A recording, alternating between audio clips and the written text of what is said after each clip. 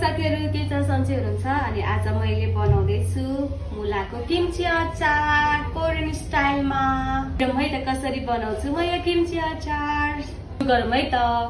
अनि मैले चाहिँ यहाँ मुला धोएर सफा गरेर राखेको छु। अब यसलाई चाहिँ क्युब क्युब गरेर काट्छु। अब म यसलाई सुरु गरौँ है त। ओके निशा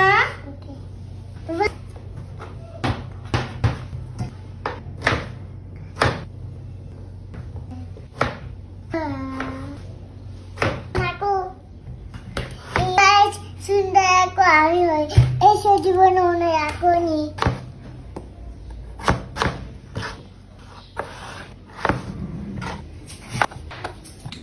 यहाँ चाहिँ म मुला काट्दैछु अनि मेरो छोरी चाहिँ यसरी बसिरहेछ। मैले मुला काटेको हेर्दैछ है मिशा।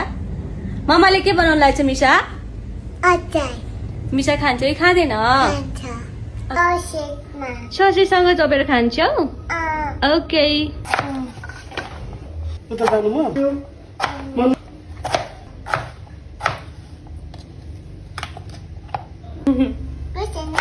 पिन्च गरिदियो कि यतिकै उयो भने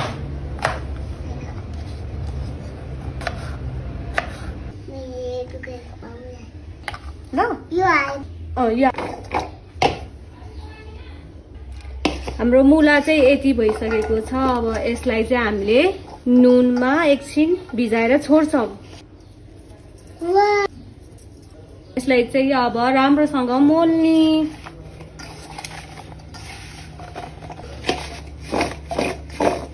एकछिन छोपेर राखिदिने। अनि त्यो पछि हामीलाई चाहिन्छ 2टा प्याज अनि एउटा मैले नास्पाती पनि लिएको छु। अदुवा लसुन पनि चाहिन्छ हैन। मैले 2टा जति प्याज र नास्पाती पनि काटिसकेको छु। अब यसलाई चाहिँ मसिनो पिस गर्छु। हजुर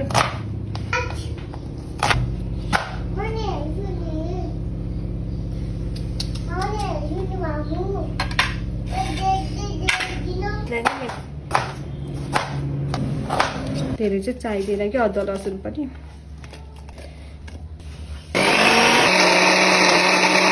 अनि त्यो पछि पानी दिने यति जति मैले चाहिँ पानी लिएको छु। अनि यसलाई चाहिँ उमाल्नु पर्छ। यो ठुलो चम्चाको 1 चम्चा चाहिँ ब्राउन सुगर लिएको छु। किम्ची अचार चाहिँ हल्का गुलियो गुलियो नै हुन्छ। चामलको पिठो 3 चम्चा जति लिएको छु। ब्राउन सुगर छैन भने चाहिँ नर्मल चिनी लिँदा नि हुन्छ। अब आफूलाई चिनी हाल्नु मन लाग्यो गुलियो अलिअलि कोरियनमा चाहिँ कस्तो हुन्छ भन्दाखेरि हल्का हल्का गुलियो आएको हुन्छ क्या जे कुरामा पनि। अनि त्यही भएर चाहिँ हामीले ब्राउन सुगर चिनी हाल्नु पर्ने हो क्या। अब यसमा अब लट्स अफ हनी हाल्छन् होइन, त्यो चाहिँ आफ्नो इच्छा हो। मैले चाहिँ ब्राउन सुगर थियो र मैले ब्राउन सुगर हालेँ। नभएको भए चाहिँ नर्मल चिनी नै हाल्थेँ। अनि त्यसलाई चाहिँ अब यसरी पाक्न दिने एकछिनसम्म। यतिसम्मको चाहिँ उम्लिसकेको छ होइन। अलिक मजासँग चामलको पिठो हो नि त, त्यही भएर चाहिँ अलिक मजासँग पाकोस् भनेर चाहिँ एकछिनसम्म चाहिँ पकाउनै पर्छ। यो वाला चाहिँ यो चाहिँ भइसकेको छ चामल। यसमा खनाउँछु, अलिकति खनाउँछु।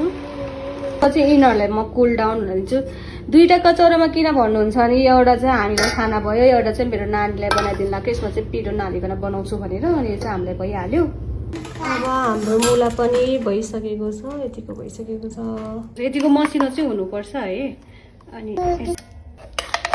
अनि यो चाहिँ हो कोरियन खुर्सानी होइन। यो चाहिँ कोरियन मार्टमा जहाँ पनि पाइहाल्छ कि सजिलोसँग। फिस ओइलको अल्टरनेटिभ चाहिँ सोया सस हाले हो कि मैले। अनि अचार चाहिँ उसलाई नै मिक्स। यो पनि खुर्सानीको पेस्ट नै हो कि कोरियनवाला। अनि यो चाहिँ म हल्का मात्र हाल्छु। यो चाहिँ यस्तो हुन्छ भित्र। मिसाको पनि बाँकी चाहिँ अब मैले यसमा हाल्दैछु।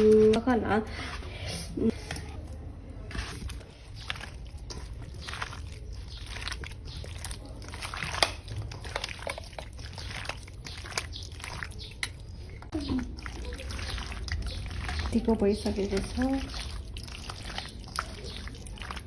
म चाहिँ यो कन्टेनर भएको भएर म चाहिँ यो डब्बामा हाल्दैछु। बख न बाबा।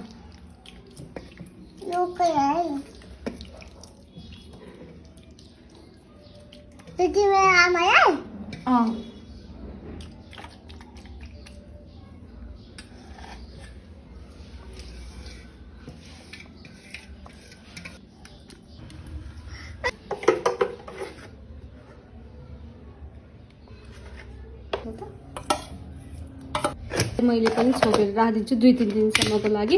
हाम्रो अचार रेडी भयो। गाइज। अब 2-3 दिनपछि चाहिँ यसको ओरिजिनल टेस्ट आउँछ कि बल्ल, अनि त्यतिसम्मको लागि बाई बाई। फेरि